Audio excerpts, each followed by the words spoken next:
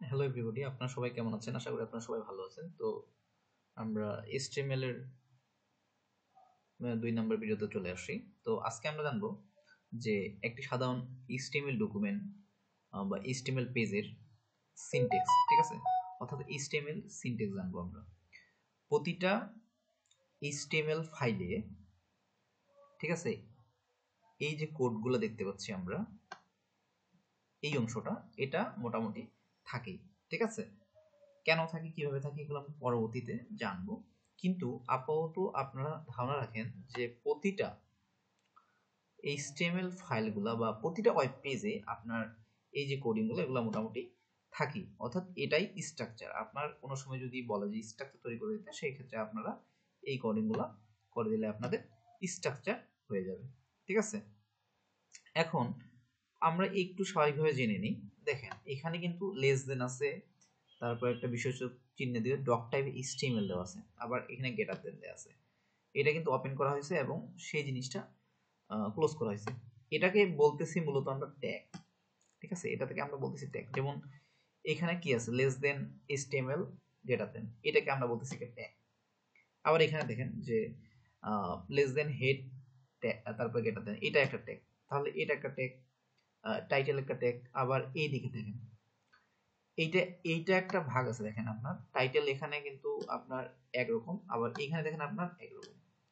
এটা হচ্ছে আপনার ট্যাগ, এটাকেও আমরা ট্যাগ বলতেছি, ঠিক আছে? এটাকেও ট্যাগ বলতেছি, এটাকেও ট্যাগ বলতেছি।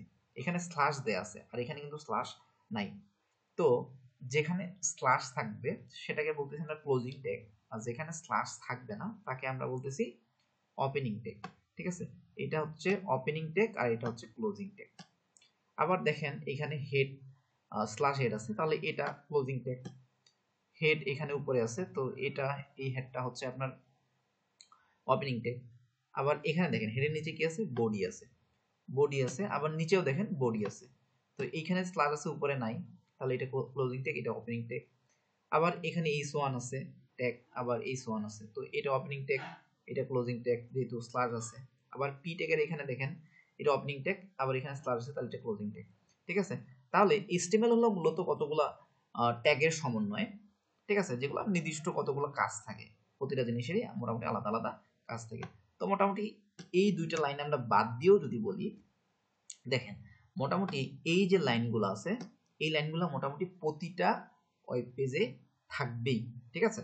আপনার মূলত হচ্ছে এই হেডের যে অংশটা, এই হেডের অংশটা মূলত হচ্ছে আপনার একটা ওয়েব পেজের এই যে হেডারটা, এই ওয়েব পেজে আমরা যাই, এই যে হেডারটা, এখানে একটা ইমেজ আছে, তারপর হচ্ছে যে এখানে একটা টাইটেল আছে। তাছাড়া হচ্ছে আপনার বিভিন্ন যদি পেজের সাথে লিঙ্ক করতে চান, সেক্ষেত্রে মোটামুটি আপনার হেডের মধ্যে কাজটা থাকে। আর বডি, দেখেন বডি ওপেন ক্লোজ, এই বডি ওপেন এবং ক্লোজের মাঝখানে হচ্ছে যে এই যে ওয়েব পেজটা, ঠিক আছে? এই যে পুরো ওয়েব পেজটা, এই ওয়েব পেজটা মূলত হচ্ছে আপনাদের ওই অংশে কোডিং করতে হয়, এই জায়গায় কোডিং করতে হয়, ঠিক আছে? তাহলে এখানে কিন্তু HTML দিয়ে আপনার শুরু হচ্ছে। একটা HTML আগে আপনার দেখেন ডক টাইপ HTML দেওয়া আছে। এই ডক টাইপ HTML মূলত বোঝাচ্ছে হচ্ছে আপনার এটি HTML ডকুমেন্ট 5 এর একটি ডকুমেন্ট, ঠিক আছে? HTML এর 5 এর একটা ডকুমেন্ট মূলত ডক টাইপ HTML দিয়ে বোঝানো হচ্ছে। তো এটা আপনারা দিবেন। তারপর হচ্ছে আপনার HTML দিবেন এখানে। HTML মূলত হচ্ছে HTML ডকুমেন্ট বহন করতেছে, ঠিক আছে? তারপর হচ্ছে আপনার HTML কিন্তু ক্লোজিং আছে, এটা ওপেন এবং এটা ক্লোজ। আবার HTML ভিতরে দেখেন যে হেড আছে, তো হেড টেগটা বললাম যে ওখানে। আর তারপর হেড ওপেন আছে, ক্লোজ আছে। তারপর হচ্ছে বডি ওপেন আছে, ক্লোজ আছে। আবার হেডের ভিতরে টাইটেল আছে, তো টাইটেলটা বলেই দিলাম আমি কোন জিনিসটা। তো আশা করি আপনারা মোটামুটি HTML স্ট্রাকচার সম্পর্কে জানতে পারছেন। যদি বলা যায় আপনারা HTML স্ট্রাকচার তৈরি করতে, তাহলে আপনারা এইটুকু অংশই দিলেই হয়ে যাবে। এখানে HTML সম্পর্কে বিস্তারিত বর্ণনা আছে, ট্যাগগুলো সম্পর্কে। আচ্ছা, ঠিক আছে, ধন্যবাদ সবাইকে, ভালো থাকেন এবং অবশ্যই আমার সাথে থাকবেন। ধন্যবাদ সবাইকে।